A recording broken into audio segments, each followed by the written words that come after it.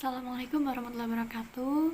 Hello everyone, my name is Melissa Indriani, and today we will talk about linguistic interference, and it's presented by me, Melissa Indriani, and my friends Imam Nurholis.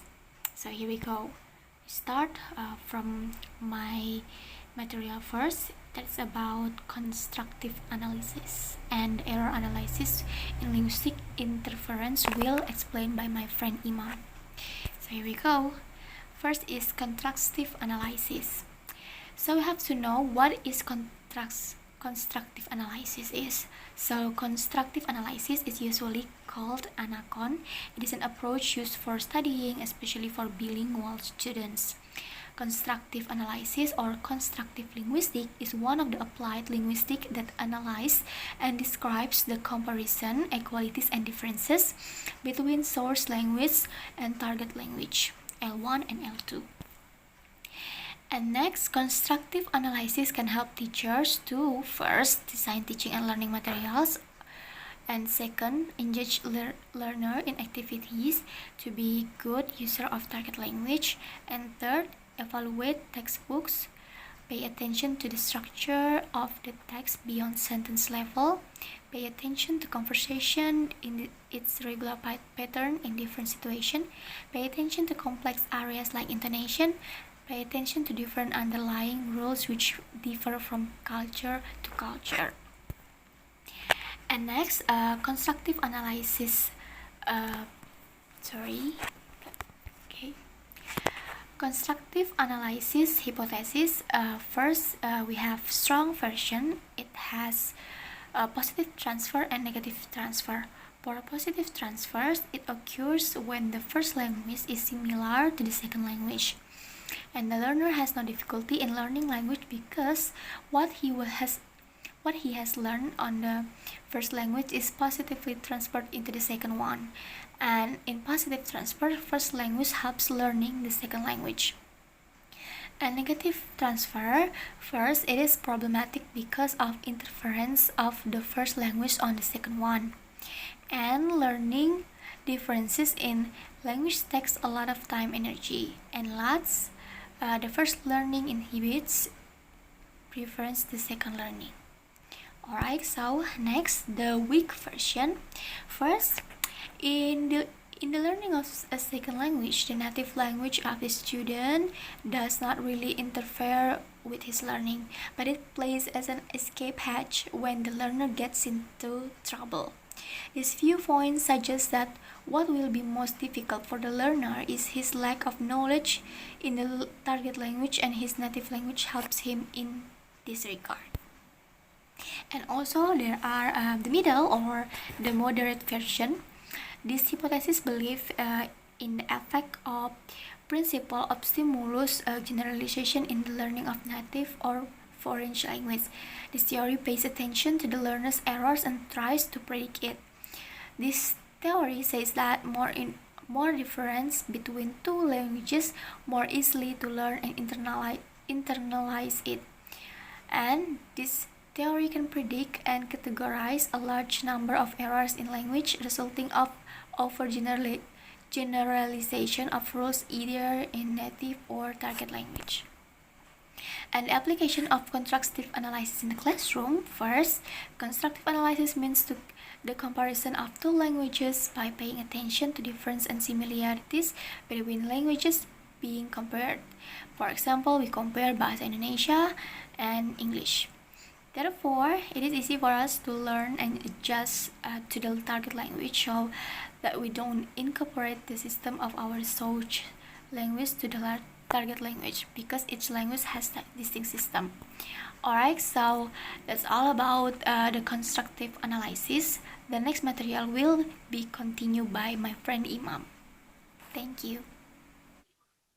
I will continue after the Melissa presentation. My topic is error analysis in linguistic interference.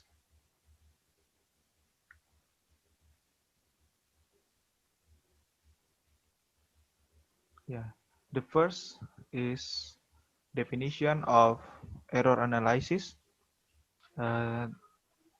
Mostly this chapter, this slide is contains how the error can occur and how error analysis can provide information on students. There are 4 points. First, in linguistics, according to J. Richard et al. 2002, an error is the use of a word, speech, act, or grammatical items in such a way it seems imperfect and significant of an incomplete learning.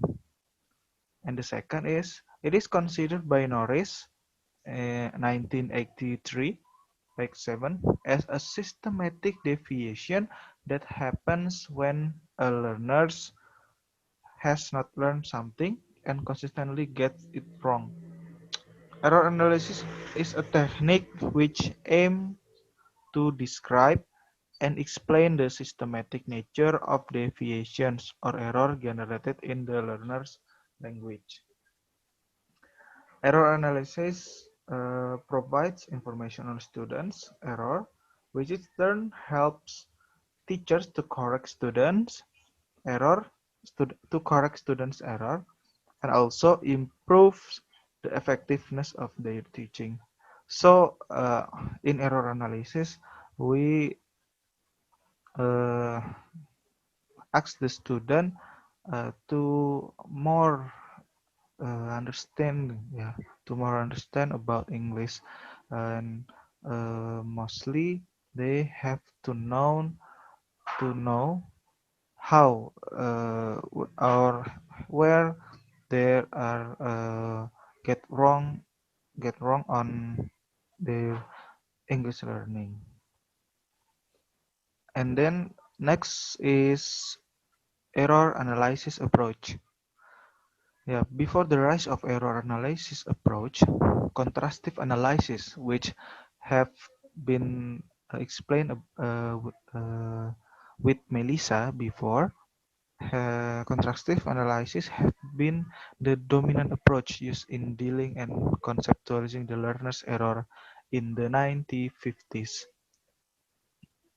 Yeah, so before this error analysis approach come, uh, in learning uh, learning English, uh, people use contrastive analysis, which is it's very dominant.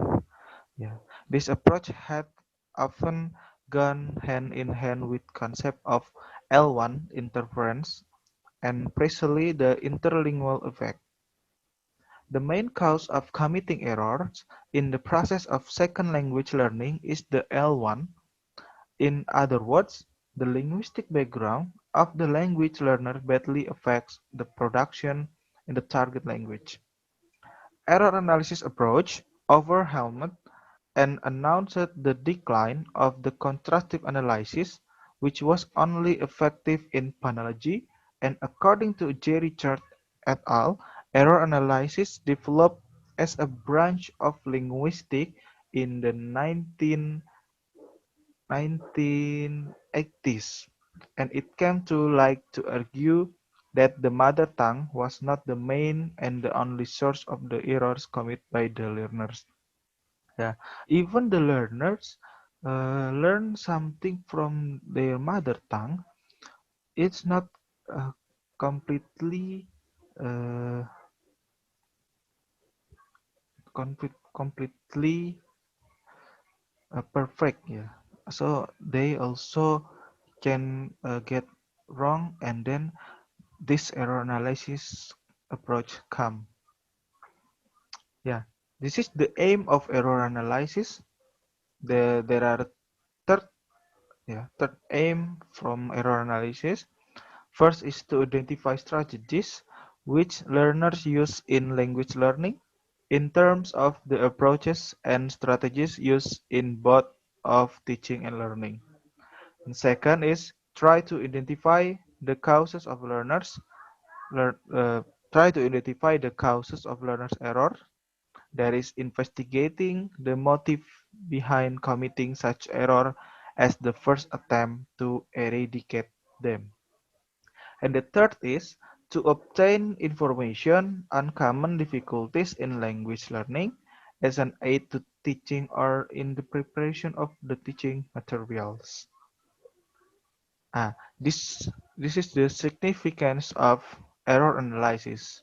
From the beginning, error analysis was beset with methodological problems.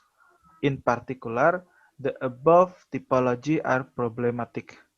From linguistic data alone, it is often impossible to reliably determine what kind of error a learner is making. Yeah, so uh, error analysis was based on methodological problem like typology. Yeah, so many student get error on their typology. Yeah, their typing. Also, error analysis can deal effectively only with learner production, like speaking and writing, and not with learner reception, listening and reading. Yeah, because uh, in speaking and writing, we can see how the student speak, how the student writing. When we also can know directly where is their error or where is when they are wrong on speaking, like the the false word or the false sentence, and writing also the word and sentence. Yeah, today the study of error The study of error is particularly relevant for focus on form teaching methodology.